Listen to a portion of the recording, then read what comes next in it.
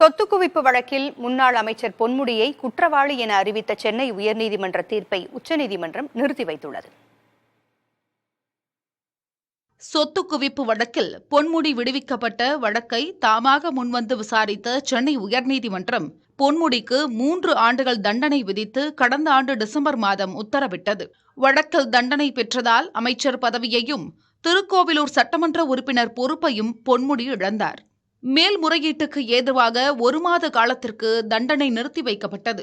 இந்நிலையில் உயர்நீதிமன்ற உத்தரவுக்கு எதிராக அமைச்சர் பொன்முடி சார்பாக உச்சநீதிமன்றத்தில் மேல்முறையீடு செய்யப்பட்டது. வழக்கு உச்சநீதிமன்ற நீதிபதிகள் அபியா எஸ் ஓகா மற்றும் உஜ்ஜல் புயல் ஆகியோர் அடங்கிய அமர்வில் விசாரணைக்கு வந்தது. அப்போது பொன்முடி தரப்பில் ஆஜரான மூத்த வழக்கறிஞர் இந்த வழக்கில் சென்னை உயர்நீதிமன்றம் அதிகபட்ச தண்டனையை வழங்கியுள்ளது என்றும் இதனை சென்னை உயர்நீதிமன்றம் விசாரிப்பதற்கான வரம்புகளையும் பார்க்க வேண்டியுள்ளது என்றும் வாதங்களை முன்வைத்தார்.